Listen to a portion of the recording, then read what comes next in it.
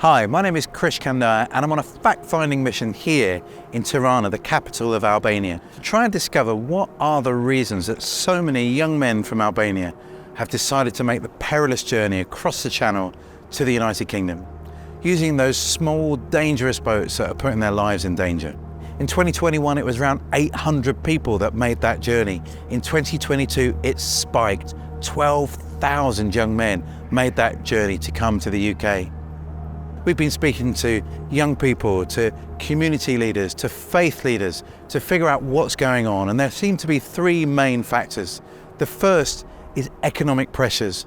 There's a cost of living crisis here in Albania, just as there is in the UK. People are struggling to make ends meet. We're hearing of families having to choose about whether they eat or whether they can afford the medicines they need to live.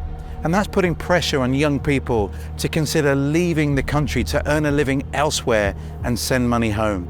The second factor is the poverty of opportunity there is in some parts of Albania. We're in Tirana, it's a beautiful city, full of all the wonders you'd expect in a modern European metropolis. But parts of Albania have been left behind. There are three towns in particular, Kukas, Dibra and Kamza, that have been left behind for that development, and so parents feel pressure on them to push their children out into the world so they can make a decent living.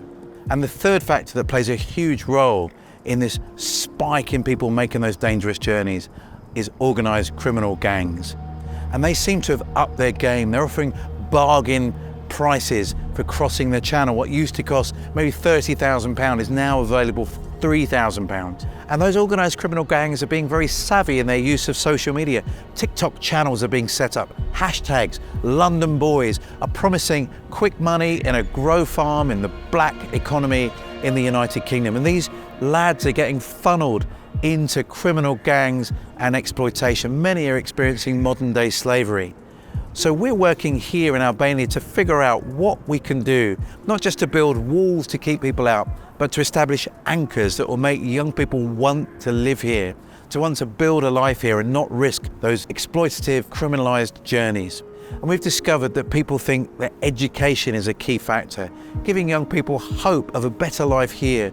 Options that aren't just the usual academic routes, but vocational studies, that seems to make a difference. We're hearing about the need for more sports and investment that give people a sense of belonging in Albania. And thirdly, the other factor seems to be giving people the right information. They're being fed lies on social media that it's easy to make millions of pounds in the UK, when actually we all know the reality is very different. And so we need a campaign that will show people the right routes, the safe routes, the visa routes that draw on people's skills, like builders and welders that are needed in our economy in the United Kingdom, and helping young people in Albania apply for those safe professional visa routes. So that's what we've learned. It's been a whirlwind tour, but we're looking forward to bringing that information home and seeing if we can help the government make some really good decisions about supporting vulnerable Albanians.